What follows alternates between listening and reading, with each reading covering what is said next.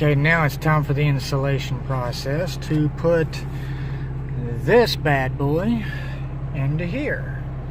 We've got all of our equipment hooked up. We've got our harness. We've got our adapter basically. And now it's time to take the console loose to get all this in correctly and to get it done.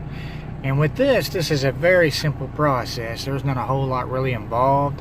You can use any method you want to, but you can take a regular little flat head screwdriver like this, pry against it a little bit from here and here, and when you do that, it'll eventually just come loose, and when it does, it'll pop right loose. As you can see, I'm doing here. Don't force it too hard. Just do it enough, and as you can see, it comes right loose. And the whole thing really does. I mean, then you just take all your instruments apart right here, and it'll slide right out. And when you do that, that's when you install your new system. So we will begin to do that now. Now that we've took the console apart, there's only a few steps left, and as you can see, they're right here. You got a screw here, one there, and as you can see, there's two that's underneath here. You take those four apart, and this entire radio just slides right out. And then after that, we put the new one right back in as reversed. Now that we've done the screws and got them out of there, this whole thing just basically, as you can see I'm doing here, it's just sliding right out. And when it does that, as you can see, just grab it and you pull. As you can see, when I've taken it out, you see that there ain't but two little screws that hold this whole thing together. You got an adapter here, and you got your radio plug here. You just pull them loose.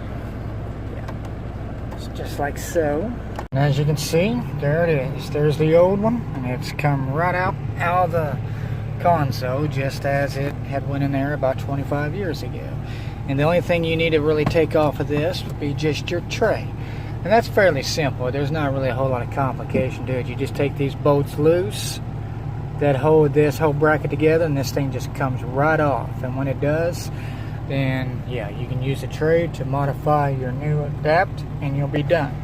As you can see with this new shelf, all you do is you just take it and you slide it in. And what you do is you just make sure you get to pass through just enough, like what I've done, the way your clips attach just as they're supposed to. Here's your good angle, you can see what I've done.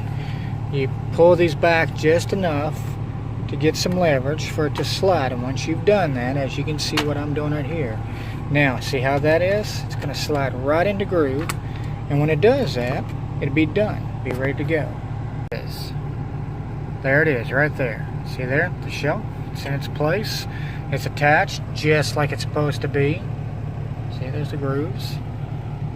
They're right where they need to be. So now the only thing we got to do is just hook this up and install our new aftermarket radio or stereo, whichever you want to call it, and that'll be the end of it. And here it is. As you can see, all we do is put our screws back in there, and then it's installed inside of our dash column where it should be.